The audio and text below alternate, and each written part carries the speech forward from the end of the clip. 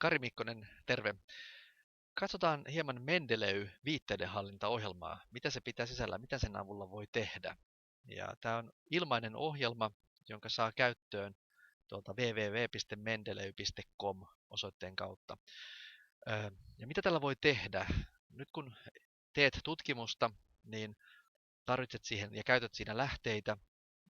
Tällä Mendeleyllä saat tehtyä lähdeluettelon ja voit myöskin luoda viitteitä sinne leipätekstiin.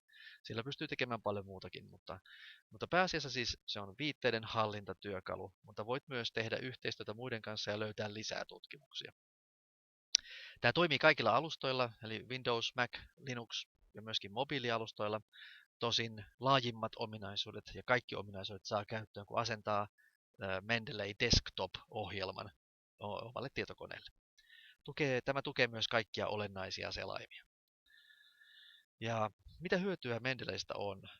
Voit siis hallinnoida viitteitäsi, voit myös tallentaa PDF-dokumentteja Mendeleyn palvelimelle tai jopa verkkosivuja.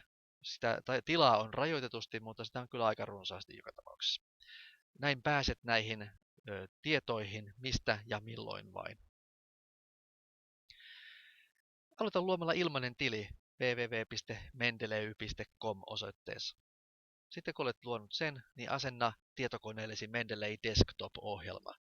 Se löytyy myös tuolta samasta osoitteesta. Näin saat käyttöösi Mendeleyn laajimmat ominaisuudet. Mendeley Desktop näyttää tämän näköiseltä.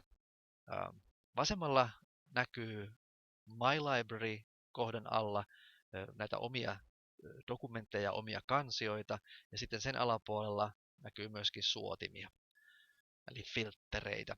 Keskellä olevassa leveimmässä osiossa näkyy sitten tätä omaa valittuna olevaa viitelistausluetteloa, ja sitten oikealla reunalla näkyy valittuna olevan viitteen tiedot. Eli sen, mikä on valittu tästä keskeltä, niin sen tiedot näkyy sitten täällä oikeassa reunassa. Ja tosiaan Mendeleytä voi käyttää selaimen kautta, niin kuin tuli mainittua, ja muista kirjautua sisään mendeley.com/library. Ja tässä on näkymä siitä Mendeleyn selain näkymästä.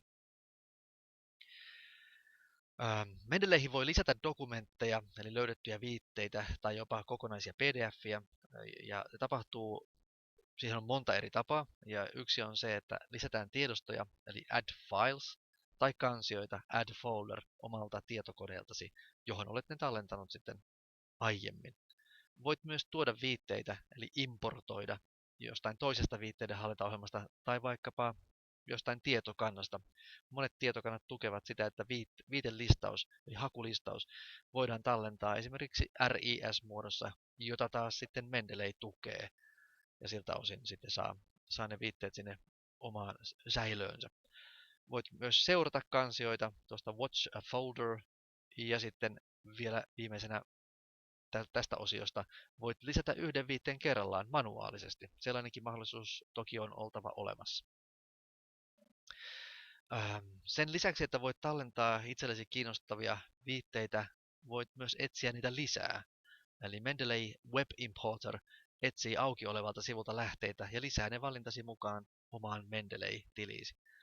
Ja tosiaan, niin kuin sanoin, tietokannoista voi joskus lisätä tiedostoina viitteitä Mendeleyhin tai jopa suoraan tietokannasta. Ja tässä on näkymät Mendeley Web Importerista vasemmalla ja oikealla Mendeley Research Catalog. Mendeley perustuu siihen, että omalta osaltaan siihen, että tiedot synkronoidaan jatkuvasti. Tällöin varmistetaan se, että koko ajan on käytössä se sama tietokanta ja samat tiedot. Ja niin kuin näkyy, Mendeleyssä on kuvake sync, eli sync. Klikkaa sitä aina aika ajoin ja varmistat sen, että tiedot ovat ajan tasalla. Mendeley kyllä synkronoi automaattisesti aina kun avaat ohjelman, mutta jos teet yhtä aikaa vaikkapa mobiililaitteella ja PC:llä, niin silloin synkronointia voi kannattaa kokeilla. Eikä se ainakaan missään tapauksessa ole haitallista.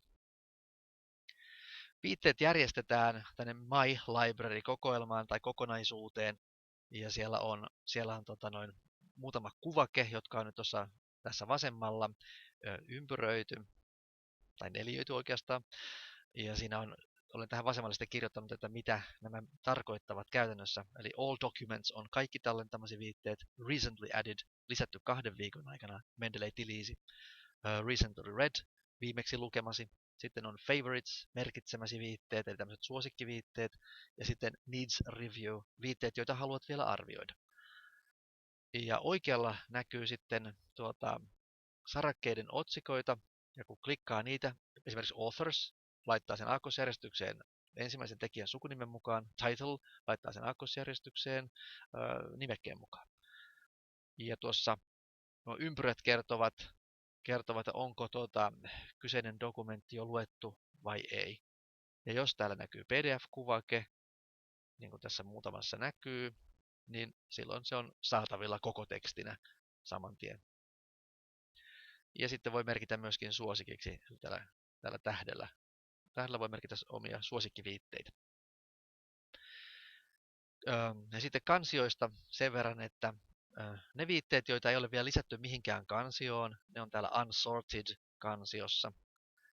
Ja ylipäätään tähän voi lisätä kansioita omaan tarkoitukseen, niin kuin omia käyttötarkoituksia varten vaikka kuinka paljon. Ja niitä voi siirrellä ihan uuteen järjestykseen. Create folder on paikka, josta sitten luodaan uusi kansio. Ja niitä kansioita tietysti aiheen mukaan voi järjestellä. Omista viitteistä voi hakea, ja mä olen tässä hakenut chemistry-sanalla, ja sitten tämä etsii tämä hakukone Mendeleystä saman tien, että missä tämä kyseinen sana esiintyy. Olisi sitten teoksen nimessä tai vaikkapa lehden nimessä tai jossain huomautuksessa.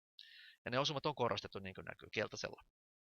Ja voi myös kohdistaa tämän haun tiettyyn yhteen kansioon tai vaikka useampakin kansioon. Clear-painike täällä ylhäällä poistaa kaikki haun suodattimet. Ja Mendeley hakee sekä viite- että koko tekstitiedoista, mikäli viitteen mukaan on tallennettu teos PDF-nä. Eli jos se vaan pääsee siihen koko tekstiin ja sitä hakemaan, niin se kyllä myöskin sieltä sitten etsii. Sitten edelleen näissä viitteissä voi lisätä tällaisia tunnisteita niihin, ihan itse keksittyjä tai omatekemiä tunnisteita, ja näin myöskin järjestellä hieman tätä omaa kokoelmaa, mikä tuolla omalla Mendeley-tilillä on. Ja tunnisteiden avulla voi sitten suodattaa hakutulosta. Toki voi myöskin suodattaa tekijän, avainsanoja ja julkaisun nimen mukaan. Sitten Mendeleyssä on ominaisuus, jossa etsitään ja poistetaan tuplatietoa. Tässä tapauksessa täällä on sama viite 2 kertaan täällä näkyvillä. Ja silloin valitaan tällainen ominaisuus tai tämmöinen toiminto kuin check for duplicates. Ja sitten pitää vielä klikata confirm merge täältä oikealta. Ja silloin Mendeley yhdistää nämä, tai tekee näistä 2 samasta viitteestä, samankaltaisesta viitteestä, käytännössä samasta viitteestä, niin yhden yhtenäistetyn viitteen. Mendeleyssä on myöskin PDF Viewer, eli tämmöinen katselu- tai lukuohjelma PDF-dokumenteille, ja se on myöskin sellainen paikka, jossa voi tehdä omia merkintöjä tai kommentteja. Eli tässä on tämä PDF Viewer, jossa voi avata yhden tai useamman PDF:n kerrallaan ja käyttää sen ohjelman työkaluja, että sinne voi esimerkiksi maalata jonkun tietyn rivin kohdan ja sitten laittaa oman tämmöisen tarran tai huomautuksen tuohon kyseiseen kohtaan. Ja sillä tavalla näppärää. Ja sitten seuraava ominaisuus Mendeleyssä on tämmöinen citation plugin, eli sillä täällä Mendeleyllä on sekä Microsoftin Wordiin että LibreOfficeen tuonne Linux-maailmaan tämmöinen oma plugi, joka asennetaan, se on ilmainen, se asennetaan omalle koneelle, ja sitten kun se on tehty, niin voi Mendeleyn auki olevasta tietokoneesta hakea niitä viitteitä samalla kun kirjoittaa sitä omaa tutkimustaan. Ja katsotaan hieman, miten se sitten tapahtuu. Nyt tässä on LibreOfficesta tämä esimerkki, mutta samalla tavalla Wordissakin se kyllä sitten toimii. Eli täällä on tämmöinen kohta kuin Insert Citation. Kun kirjoitat tekstiä, niin klikkaat tuon kursorin tiettyyn kohtaan, mihin haluat sen kyseisen viitteen tulevan, ja sitten klikkaat Insert Citation ja haet Mendeleistä sieltä synkronoidusta tietokannastasi, haet sen kyseisen viitteen ja klikkaat vielä OK, jolloin se sitten tulee siihen kohtaan, mihin sen halusitkin. Ja jos käytät samassa tekstikohdassa kahta tai useampaa eri viitettä, niin maalaa ne kaikki ja klikkaa Merge Citations tätä kohtaa täällä keskellä, ja sitten se luo tästä ylemmästä, ei niin tyylikkäästä ratkaisusta alemman, jossa nämä on yhtenäistetty tai sulautettu tai niin kuin peräkkäin nämä viitteet. Ja sitten vielä yksi asia tästä pluginista, tämä on kuin Insert Bibliography, eli lisää lähdeluettelo.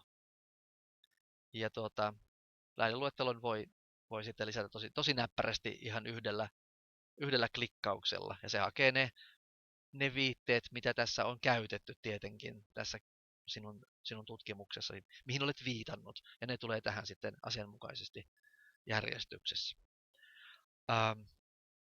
Vielä siis toki voi valita myöskin tämän viittaustekniikan tai viittaustyylin, että tässä nyt on otettu esimerkiksi American Psychological Association 6. Slides tai 6. painos. Ja siellä on muitakin vaihtoehtoja tarjolla. Tämän viittaustekniikan ja tämän avun lisäksi Mendeleissä pystyy myöskin luomaan ryhmiä, liittymään jo perustettuihin ryhmiin ja etsimään niitä ryhmiä. Eli näitä ryhmiä on 3 tasoisia, on kaikille avoimia, vain ryhmän admin ihmisen eli hallinnoijan hyväksymille tarkoitettuja, eli tämmöisiä invite only, ja sitten suljettuja private. Nämä 2 ensimmäistä ryhmää, eli open ja invite only, näkyvät näissä Mendelein hauissa, eli niitä voidaan metsästää, mutta nämä suljetut ryhmät ei näy, että niihin sitten voi kutsua ihmisiä, että voi myös perustaa tämmöisen suljetun ryhmän. Ja tässä voi tosiaan tarkastella sitten näitä omia ryhmiä tai niitä, mihin olet itse liittynyt. Näissä yksityisissä suljetuissa ryhmissä voi verkostoitua oman tutkimusryhmän kanssa, ja täällä on muutamia tosi näppäriä ominaisuuksia, muun muassa se, että näitä dokumentteja voi jakaa ryhmän jäsenille, ja mukaan tulee myöskin nämä mahdolliset korostukset tai huomautukset, ja jokaiselle ryhmän eri jäsenelle tulee oma koodivärinsä. Tällöin erottaa helposti, että kuka on kommentoinut kyseistä kohtaa tai kohtia. Ja tästä olikin jo hieman puhetta, että voi selailla näitä julkisia ryhmiä joko haulla tai sitten ihan tällä tavalla aiheen mukaan. Eli täällä on tämmöinen Discipline to Discover New Groups, eli tässä on niin aiheen mukaan näkyvillä näitä tieteenalan ryhmiä, ja niitä voi sitten metsästää. Kannattaa myös luoda itselleen profiili, jossa voi sitten tarkastella omia tilastotietoja, ja voi verkostoitua, liittyä ryhmiin. Voit kertoa itsestäsi vapaa-valintaisesti sen, mitä haluat, ja sitten voit jakaa oman työsi, omat julkaisusi muille tutkijoille. Ja omat julkaisut liitetään Mendeleihin My Publications-osion kautta siinä Mendeley-ohjelmassa. Eli sinne lisätään julkaisun tiedot ja lisätään mahdollinen PDF Mendeleihin, ja sitten tuodaan se julkaisu esille profiilissa. Uusia tutkimuksia, uusia suosituksia ja vaikuttavuutta voi lähteä etsimään myöskin. Eli voit hakea Mendeleistä otsikolla, tekijällä tai aiheella, ja voit tallentaa kiinnostavat lähteet aina yhdellä klikkauksella. Save on se avainkohta täällä oikeassa reunassa. Ja tosiaan, jos koko teksti on saatavilla, niin tuollainen latausikoni näkyy täällä asianomaisessa sarakkeessa. Ja Mendeley verkkosivuilla voi myös hakea, siellä on neliportainen haku tai nelitahoinen. Voi hakea julkaisuja, papers, henkilöitä, people, ryhmiä, groups, tai sitten voi hakea Mendelein ohjeista. Ja jos olet kirjautunut tilillesi, niin voit tallentaa löytyneitä viitteitä omaan kirjastoosi. Tässä nyt on yksi esimerkki. Ja tässä, jos on kirjautunut tilille, niin voi tallentaa tuolta Save Reference-kohdasta. Ja samalla tuon kyseisen artikkelin oikeassa reunassa näkyy, että kuinka moni Mendeley-käyttäjä on tallentanut kyseisen viitteen kirjastonsa. Eli tässä tapauksessa 1. Mendeleissä on näppärä hakutoiminto, jos haluat hakea lisää tietyn kaltaisia hyviä viitteitä. Eli valitset yhden tai useamman viitteen ne muuttuu valinnan jälkeen tuollaiseksi tumman sinisiksi. Klikkaa hiiren oikealla ja valitse Related Documents. Sitten Mendeley tekee haun ja voit tarkastella tulosta, ja jos siellä on jotain kiinnostavaa, sinulle sopivia viitteitä, niin tallenna ne omaan kirjastoosi. Ja sitten Mendeleylle voi myöskin, tai Mendeleyllä on ohjeita, ja sinne voi myöskin ottaa yhteyttä ja pyytää tukea, jos tarve vaatii.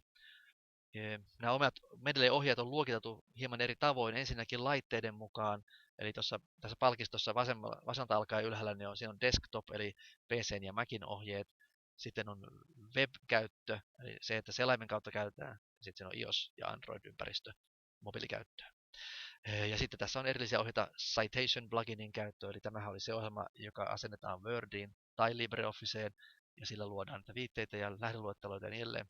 Ja sitten tässä on myöskin noihin ryhmäkohtaisia ohjeita.